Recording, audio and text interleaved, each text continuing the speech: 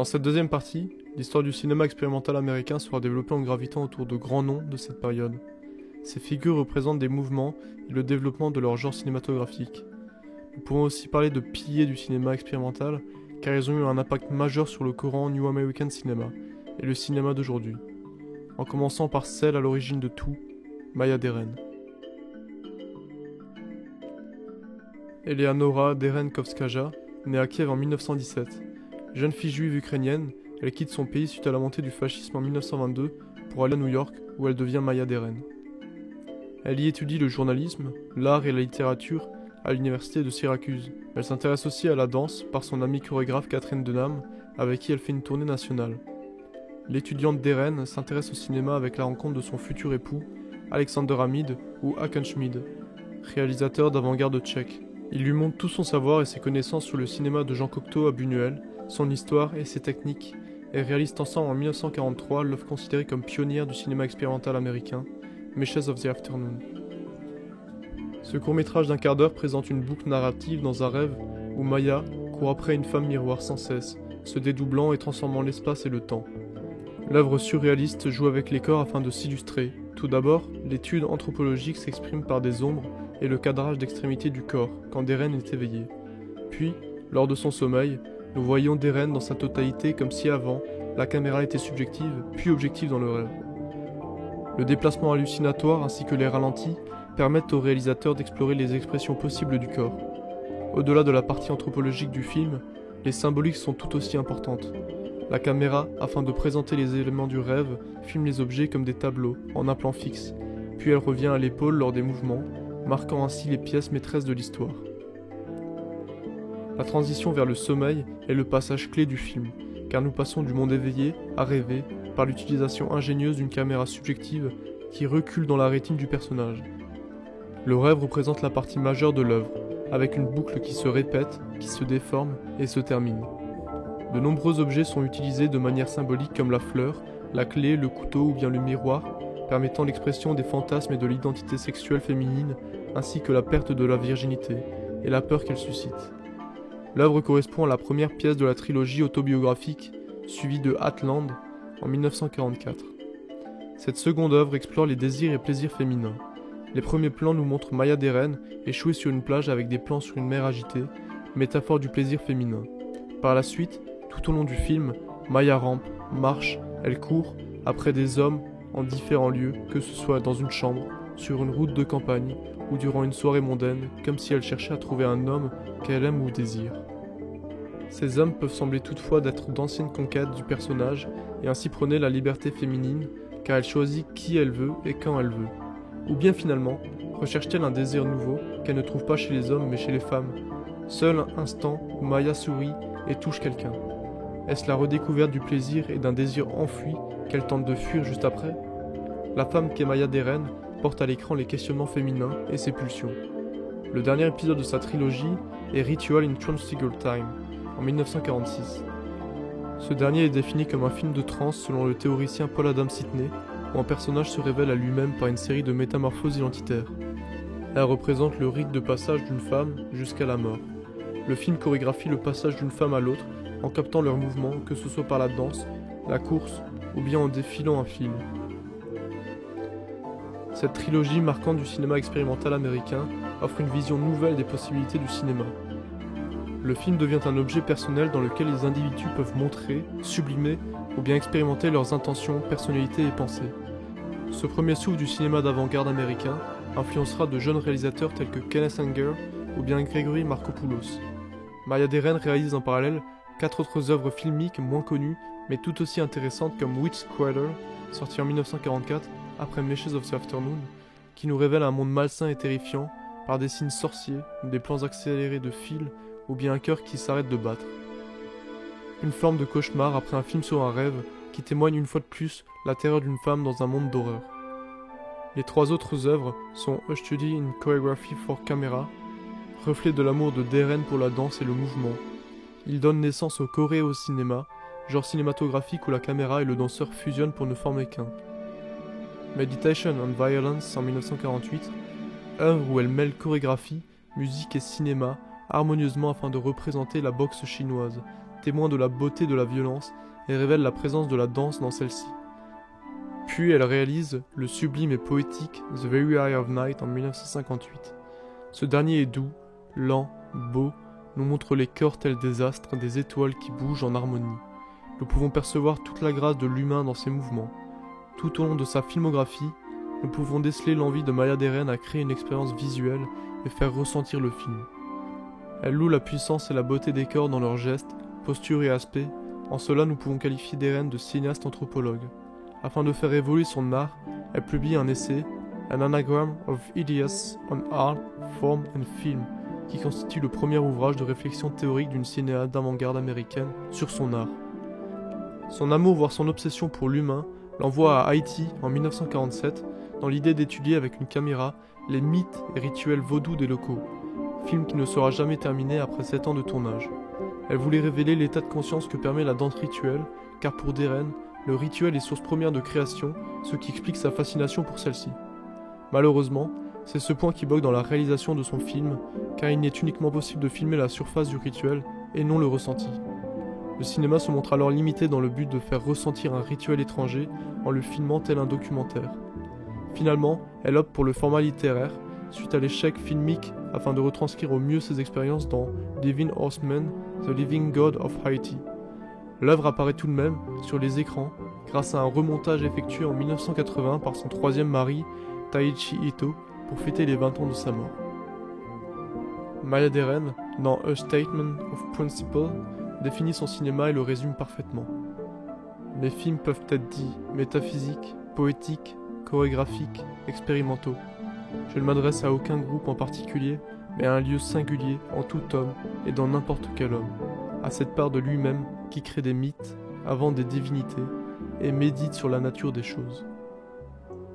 Après sa mort en 1961, Jonas Mekas fonde avec ses amis la Filmmakers Cooperative, qui réunit une grande partie des cinéastes d'avant-garde américains, initiés par Maya Deren. Cette fondation montre à quel point la cinéaste fut précurseur d'un mouvement, d'une génération, d'un cinéma qui donne naissance au New American Cinema.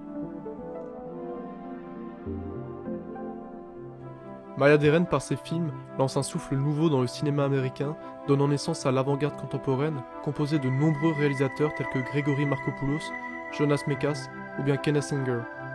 Ces nouveaux réalisateurs étudient, travaillent et essayent des techniques et des approches donnant naissance au cinéma dit expérimental ou bien underground comme le définit le critique Manny Farber en 1957. Le terme englobe tout le mouvement du cinéma avant-garde, un cinéma qui se veut hors des normes conventionnelles, aussi bien techniquement que socialement. À cette époque, ce cinéma émerge et fait face à la censure car il représente les idées et les valeurs de la jeunesse américaine, culture gay ou bien contre la guerre du Vietnam. Par exemple, le cinéaste Santiago Alvarez réalise Now en 1965, témoignage de la violence policière envers les Afro-Américains. Le mouvement reflète les volontés et les désirs de groupes sociaux des années 50-60 par une expression libre et individuelle. Ce cinéma apparaît donc comme un mouvement contestataire et contre-culturel où le médium cinématographique est utilisé pour refléter l'identité d'une Amérique voilée par les médias. Les films produits à cette période forment aussi une rupture avec le cinéma hollywoodien, tout d'abord en s'affranchissant de la standardisation filmique et par une indépendance économique et créative, loin des studios de production. Jean-François Lyotard parle d'A-cinéma, qui correspond au contraire du cinéma, qui se veut représentatif de la société capitalisme. L'idée est que l'A-cinéma est l'expression du vrai. Il est déconnecté du capitalisme car il n'a pas de but de consommation. Le réalisateur de l'A-cinéma garde les défauts de la caméra qui sont la représentation officielle de l'art, tandis que le réalisateur de cinéma hollywoodien coupe ses défauts afin d'être le plus fidèle possible de la vision de l'œil. Afin de parer au système de distribution capitaliste, un réalisateur fonde le New American Cinema Group, qui distribue les œuvres filmiques expérimentales, donnant le nom à cette période cinématographique, le New American Cinema. Cet homme qui représente à merveille le cinéma est Jonas Mekas, pilier du cinéma expérimental américain.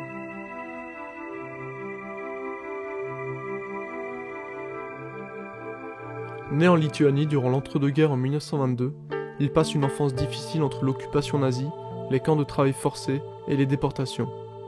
Cela ne l'empêche pourtant pas d'écrire de nombreux poèmes. En 1946, il publie un recueil devenu classique en Lituanie lorsqu'il est dans un camp de réfugiés en Allemagne. Durant plusieurs années, Mekas traîne en Europe entre camps de prisonniers et foyers de migration. Il fuit son pays avec son frère Adolphas en 1949, lorsque la Lituanie est envahie par l'occupation soviétique. Comme la plupart des migrations de l'époque, il se dirige vers les États-Unis, à New York, à l'âge de 27 ans. Arrivé là-bas, il souhaite filmer sa vie en tant qu'exilé dans un monde occidental. Il achète alors une caméra Bolex 16 mm et met en image son quotidien comme une évidence. Afin d'explorer les possibilités du cinéma et de la caméra, il suit les cours de Hans Richter et se plonge dans le milieu artistique de New York. Mais sa popularité vient plus particulièrement de sa volonté et de son intérêt pour son art. En effet, Mekas rend populaire l'art underground par des actions, des projections et la création de fondations importantes. Il fonde notamment en 1953 la revue Film Culture et tient une chronique dans Village Voice à partir de 1958. Je cite : « Quand je découvre une œuvre qui me plaît, je ressens le besoin absolu de la faire connaître, d'en parler, d'en discuter. » Ainsi, le jeune cinéaste participe à la circulation d'œuvres underground et travaille à les populariser. Profondément contre le cinéma populaire, créé par l'industrie hollywoodienne, il fonde en 1962, afin de combler l'absence de revues, de presse et de médias sur le cinéma indépendant, la Filmmakers Cooperative, lieu de diffusion d'œuvres expérimentales et indépendantes sans contrat commercial. Cette compagnie va inspirer de nombreux adeptes de ce cinéma, ouvrant ainsi des structures similaires dans le monde, comme la London Filmmakers Co-op, le collectif Jeune Cinéma à Paris et le Canadian Filmmakers Distribution Center à Toronto. Le cinéma underground s'exporte dans le monde à l'aide de Jonas Mekas qui diffuse les films de ses amis lorsqu'il va en Europe. Dans cette cinémathèque, il réunit les œuvres classiques de cinéastes européens, dont Un chant d'amour de Jean Genet, censuré à l'époque et qui va entraîner Mekas en prison pour la projection qu'il en fait en 1964. Il met en place aussi une cinémathèque, l'anthologie Film Archive, en 1970, qui permet de réunir les cinéastes similaires à lui de l'époque afin de faire face à la censure et aux syndicats qui tentent de stopper la projection des films. Le jeune exilé devient en 15 ans le fédérateur du cinéma indépendant américain et une figure de la culture pop en collaborant avec Warhol et d'autres. Tout au long de sa vie, le cinéma de Mekas correspond à du documentaire ou plus précisément à des archives vidéo. C'est pourquoi il se considère plus comme filmeur plutôt qu'un cinéaste, car il filme ce qui l'entoure. À ses débuts, Mekas tente de réaliser des longs métrages comme The Brig, mais il fait face à la longue durée de conception et au prix élevé de la réalisation. Il décide alors de se tourner vers un format différent.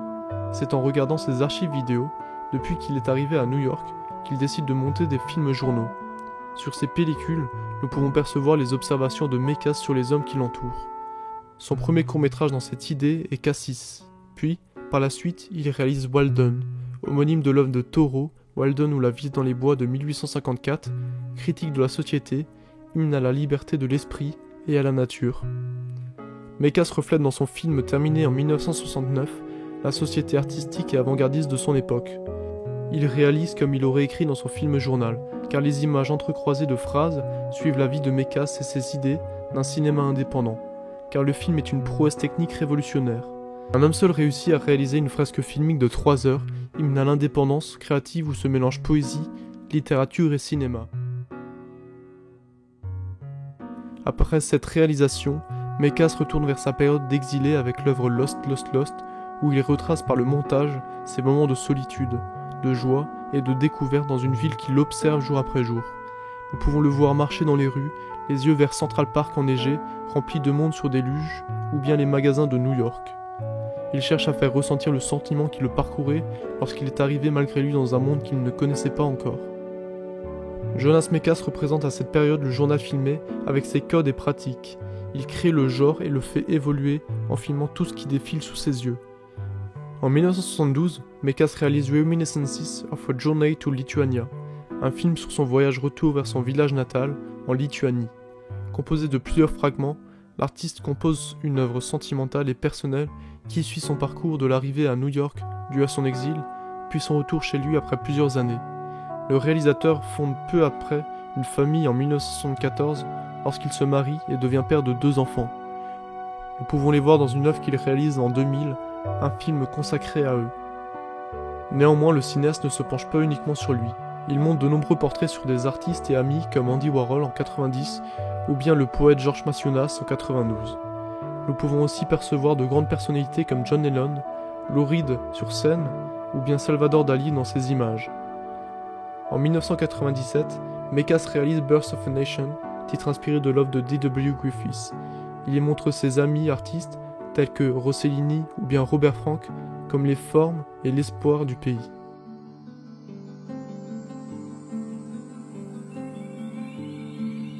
Jusqu'à la fin de sa vie, Jonas Mekas travaille sur la vidéo, expérimentant le numérique où il prend difficilement ses marques. Il crée tout de même son œuvre ultime, testamentaire et autobiographique en 2012, Outtakes from the Life of a Happy Man, où il retrace sa vie dès son arrivée en Amérique. Il décède 6 ans plus tard, le 23 janvier 2019, laissant derrière lui des kilomètres de pellicules et d'innombrables actions qui ont permis la popularisation du cinéma indépendant.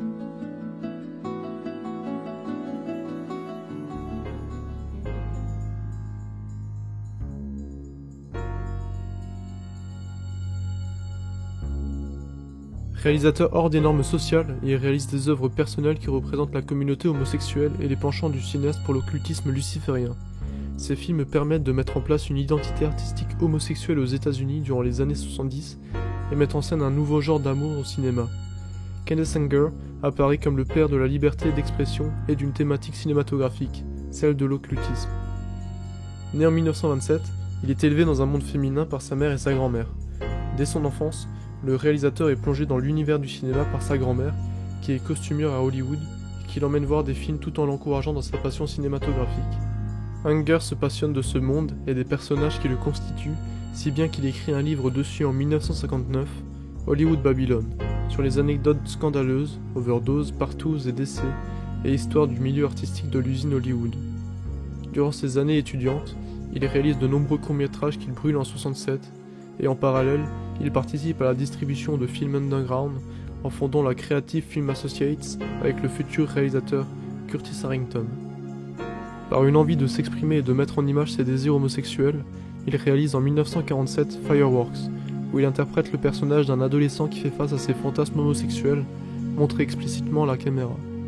Les matelots, chaînes, fluides et corps nus se révèlent aux spectateurs. L'œuvre est même présentée au festival de Biarritz avec le prix du film poétique en 1949, suite à l'intérêt que porte Jean Cocteau pour cette œuvre. Le début d'un cinéma en faveur de la communauté homosexuelle apparaît, mais va rencontrer certains problèmes car à cette époque, l'homosexualité est illégale aux États-Unis. L'une de ses œuvres en 1949 fait face à la censure et est même détruite par Kodak à cause de la nudité présente dans l'œuvre. Cette pression existante aux États-Unis le pousse à aller en France durant quelques années. Il y rencontre Jean Cocteau qui l'invite à Paris, avec qui il devient ami. Ensemble, ils parlent de projets et de cinéma. Anger réalise alors Rabbit's Moon, qui sera terminé en 1970 suite à des problèmes avec les studios de production. Il revisite l'histoire de Pierrot et Colombine sous forme de commedia dell'arte, avec une mise en scène presque théâtrale sous un magnifique bleu nuité. Tourné en studio, l'œuvre poétique nous fait contempler l'histoire vue par Anger avec des plans fixes sur un lapin blanc, les personnages et l'apparition de signes rouges. En 1954, il retourne dans son pays natal suite au décès de sa mère. Il y réalise Inauguration of the Pleasure Dome, film surréaliste où s'entremêlent les divinités païennes et psychédélisme. L'idée vient d'une soirée costumée à laquelle Anger a participé. L'œuvre flotte entre le rêve et la transe, dans le but de faire ressentir comme Maya Deren l'expérience d'un rituel. Les acteurs sont en majorité des proches de Anger, qui mettent en scène le mysticisme du réalisateur.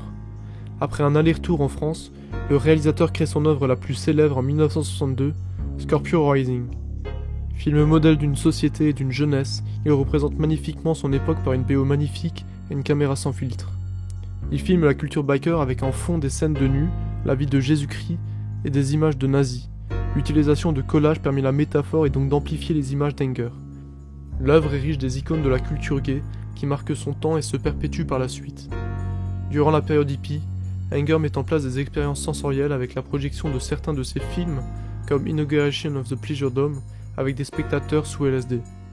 Par la suite, en 1966, il réalise une œuvre inspirée de ses trips sous LSD, Invocation of My Demon Brother, où il met en scène un rituel luciférien et des images d'un concert des Rolling Stones et de Woodstock, avec une BO faite par Mick Jagger.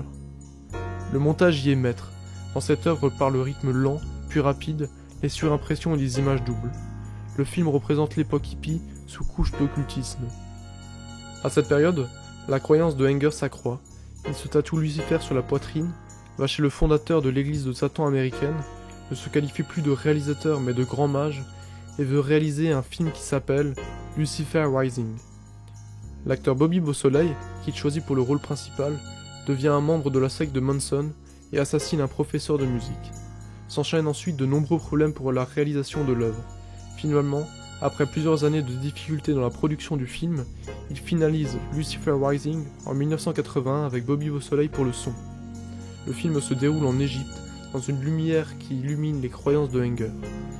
Le montage sublime du cinéaste nous transporte en des lieux sacrés et où le spectateur contemple la virtuosité ainsi que la pensée de Kenneth Anger. L'œuvre termine The Magic Lantern Cycle, la période fortement créatrice du réalisateur des années 50 à 80. Le cinéma de Anger se montre personnel et honnête dans ses thématiques ainsi que dans les choix de la mise en scène. Que ce soit sur l'homosexualité ou bien son occultisme auquel il s'intéresse depuis sa jeunesse en lisant de nombreux livres et articles sur le sujet. Ses réalisations se montrent différentes de celles populaires par les idées et le montage.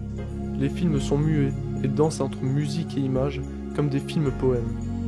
La bande originale est très importante pour le cinéaste qui collabore avec de grands noms pour ses œuvres, auxquelles parfois il modifie plusieurs fois la bande son, créant ainsi plusieurs éditions de ses films comme Rabbit's Moon.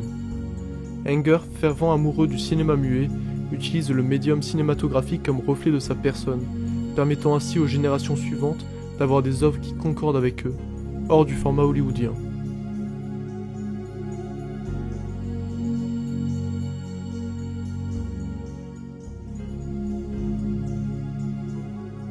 L'une des personnalités les plus importantes du cinéma expérimental, Brakhage, correspond à lui seul l'idée et la force de ce cinéma. Il invente un langage nouveau et jamais vu auparavant, marqué par un esthétisme particulier et unique en son genre.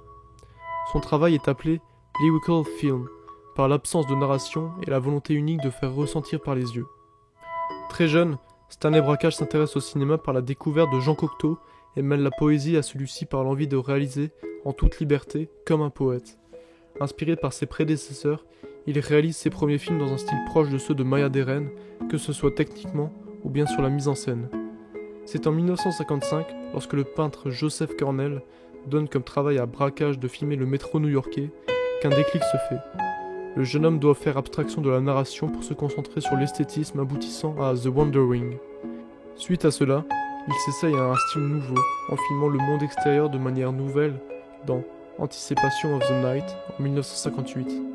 Les images sont troubles, bougent dans tous les sens, l'œil humain est perdu, mais arrive à reconnaître, à comprendre ce qu'il perçoit dans cette œuvre subjective. Durant les années 60, Brakhage fonde une famille et réalise des séries de films portraits dans l'idée de mécasse avec une forme opposée, comme Dog Starman ou bien Scenes from Under Childhood. Néanmoins, la patte Brakhage se met en place par un montage rapide, frénétique, mêlant inserts, couleurs vives et du collage. Le cinéaste éclectique aborde différents sujets, utilise différents supports, ne se limite à aucune contrainte. La liberté de création le pousse à réaliser au gré de ses envies et de ses idées avec une réalisation et un montage autonome. Il est l'un des premiers cinéastes poètes à se pencher uniquement sur la plastique, où il utilise le collage dans sa création cinématographique pour amplifier les aperçus visuels de sa caméra, auxquels il n'ajoute aucun son pour garder l'intention sur l'image. Brakhage réalise tout au long de sa vie plus de 200 films dans la série des Songs de 1964 à 1969, ou le populaire Mothlight, qui est la colure de plusieurs insectes et de plantes, formant une poésie du petit et du disgracieux. Le réalisateur tente tout au long de sa carrière de filmer comme des yeux, face à des événements importants de la vie, comme la naissance, le sexe, la mort et la recherche de Dieu. Il pense un film pour pouvoir concevoir ses œuvres. Lorsqu'il filme, il capte ce qu'il souhaite capturer de manière instinctive, en faisant qu'un avec la caméra par les mouvements qu'il fait, puis durant le montage, il ordonne et crée un ensemble rythmé par ses pensées, donnant naissance à une des bobines et visions inédites. Le principal mot que nous pouvons utiliser pour décrire ses œuvres, c'est expérience, car ces montages nous procurent une sensation particulière.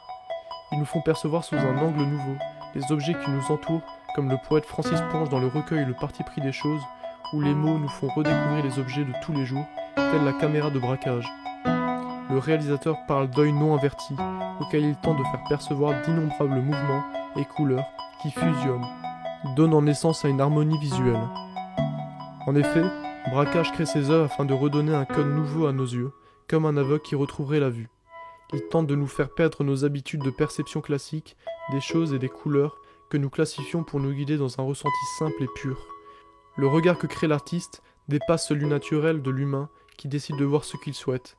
Ces films sont une vision universelle et égale à tout le monde, comme les yeux de Dieu, où la couleur règne en maître. Il tente de nous faire sentir vivants par l'acte de voir. Décrire les œuvres de Brakhage est un travail difficile, car les mots ne conviennent que partiellement à la retranscription des œuvres de l'artiste. Afin de comprendre le cinéaste, mieux vaut laisser parler les images qui reflètent toutes les intentions et pensées de Stan Brakhage.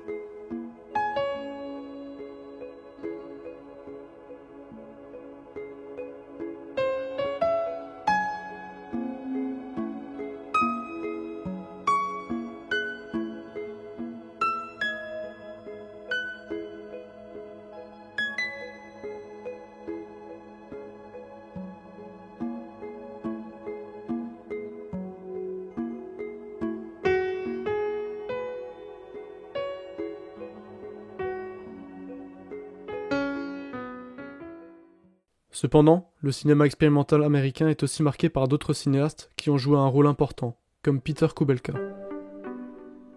Grand amoureux de la pellicule, il travaille la spécificité de ce matériel pour réaliser de nombreux montages et collages.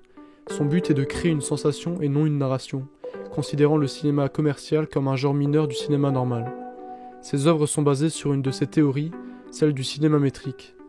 Agençant ainsi la majorité de ses films sur des processus très précis de montage, Kubelka, par sa passion pour le cinéma métrique, devient précurseur d'un cinéma dit structurel dans les années 60.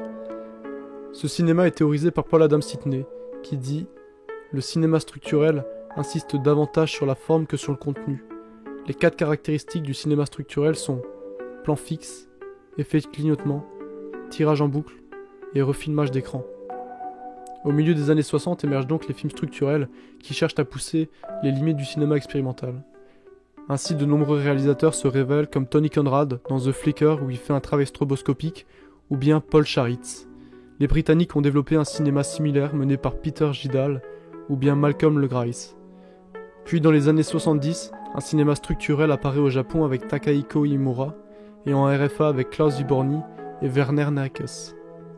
Lors d'une projection, un film de Peter Kubelka cassa, et au lieu de le recoller, il l'exposa afin que le film soit vécu dorénavant matériellement, sous une nouvelle approche. Nous pouvons ainsi déceler sa volonté dans sa carrière de se rapprocher le plus possible de l'essence du cinéma. Une autre grande figure du mouvement structurel est Michael Snow. Il participe à l'évolution du film expérimental américain. C'est en faisant la rencontre de Jonas Mekas à New York qu'il s'intéresse à l'expérimental. Il réalise tout d'abord des films plasticiens, étant peintre, puis réalise son opus magnum, Wavelengths, en 1967, qui consiste en un zoom magistral, visuellement simple, mais techniquement compliqué, étant constitué de plusieurs parties unifiées par le montage. L'artiste définit le film comme une sculpture virtuelle. L'œuvre devient le manifeste du cinéma structurel. Son cinéma est uniquement basé sur la forme comme dans Back and Forth en 1969, ou bien la région centrale, pour lequel il conçoit un trépied pouvant pivoter à 360 degrés afin de créer une vision circulaire inimitable, proche du tableau. Ces films extrêmement minimalistes marquent l'expérimental par des créations qui capturent l'espace et le temps en une abstraction cinématographique. Un artiste populaire produit des œuvres similaires durant sa carrière, c'est Andy Warhol. Grand peintre et figure emblématique du pop art, il est connu majoritairement pour sa personnalité et ses peintures Shot Marylins ou Campbell's Soup Cans. Mais il a participé à la popularisation du cinéma expérimental durant les années 60. L'artiste fait partie de la communauté underground quand il se lance dans la réalisation. Il fonde la Factory, où se réunit le monde underground de l'époque dans cet atelier d'art. Sleep et Empire constituent ses films les plus connus par leurs absurdités. L'un filme un homme, John Giorno, en train de dormir dans son lit pendant 6 heures, et l'autre est un plan fixe sur l'Empire State Building de 8 heures. De 1963 à 1968, Warhol réalise une centaine de films dans une volonté de prolongement de la peinture. Ses œuvres se détachent du cinéma commercial par leurs indépendances et liberté dans les sujets et les formes des œuvres. Il fait jouer dans ses films de nombreux artistes en tout genre, danseurs, poètes ou bien musiciens, avec plus ou moins de notoriété, créant ainsi une fresque immense sur la scène artistique new-yorkaise des années 60.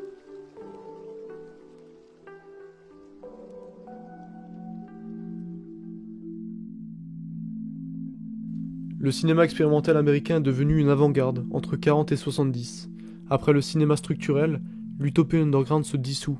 Les principaux cinéastes du mouvement sont reconnus, ils enseignent et ont accès à des bourses pour réaliser quelques projets. Le 1er décembre 1970, Jonas Mekas et Paul Adam Sidney créent à New York l'anthologie Film Archives, cinémathèque spécialisée dans la conservation des films expérimentaux et d'auteurs comme Robert Bresson. Paul Adam Sidney entreprend une démarche d'analyse et de catégorisation des pratiques donnant une légitimité théorique au cinéma expérimental. En 1974, il publiera un ouvrage fondateur pour le cinéma underground américain, le cinéma visionnaire, l'avant-garde américaine 1943-2000. Après 1970, la vision évolutive de l'histoire du cinéma expérimental américain s'arrête au profit d'individualités et de groupes singuliers. Chacun des grands réalisateurs expérimentaux ont continué dans leur voie, Kaysenger, Brakhage, Warhol ou Mekas, et ont ouvert au monde une nouvelle vision du cinéma. Alors un peu partout dans le monde ont émergé de nouveaux réalisateurs tels que Franz Schwarz, Stephen Dvoskin ou Patrick Bokanowski.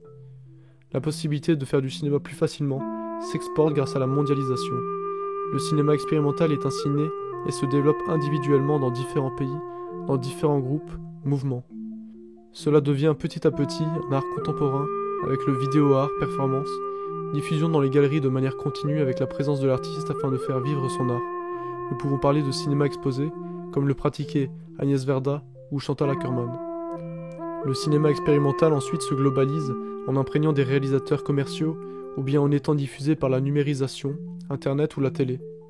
Arte, en 99, diffuse Les Nuits de la Pleine Lune, avec un programme de cinéma expérimental par exemple. Le cinéma expérimental devient alors de l'art contemporain. Les films du New American Cinema inspirent de nombreux cinéastes et artistes qui, par les nouvelles technologies, peuvent réaliser des œuvres similaires à leurs aïeux, sans la complexité de l'époque. Aujourd'hui, toute personne ayant un téléphone ou un ordinateur peut faire des films à la Mekas ou Brakhage. L'accessibilité du numérique permet la démocratisation à l'expérimentation du cinéma, de la création d'œuvres non commerciales. De 1920 à 1970, de l'Europe aux États-Unis, de l'avant-garde européenne au New American Cinema, la volonté restait la même. Questionner son art, le démonter pour le remonter, afin d'en comprendre les systèmes et les limites. Maurice Lemaître aimait l'idée suivante. Tous les arts jusqu'à l'invention du cinéma sont passés nécessairement par deux stades. Le stade amplique, qui est celui où l'art est simple et immédiatement préhensible par la foule, et le stade ciselant, où l'art se retourne sur lui-même, réfléchit sur ses moyens et les utilise comme fond, sans considération extérieure à l'art lui-même. Ce moment ciselant est une période d'autodestruction et se termine par la mort de l'art considéré. Le cinéma expérimental correspond à cette deuxième phase, sans un aboutissement de destruction, au contraire. Il a permis de donner un nouveau sens au cinéma, des moments où il est en train de perdre en valeur et intérêt. De nombreuses œuvres underground ont inspiré des réalisateurs que tout le monde connaît actuellement, comme Godard, David Lynch ou bien Scorsese. L'histoire du cinéma ne serait pas la même si les hommes ne s'étaient pas questionnés sur leur art, et donc si l'expérimental n'avait pas existé. Cette contre-culture cinématographique est un pilier du cinéma que nous connaissons. Les plans, les idées, cette liberté de création font partie désormais du patrimoine filmique de notre époque. Nous n'avons plus qu'à créer librement, en nous rappelant du travail que tant d'hommes et de femmes ont investi dans leur vie, afin de changer un art, de le modeler. Sans qui, le cinéma ne serait sûrement pas ce qu'il est aujourd'hui.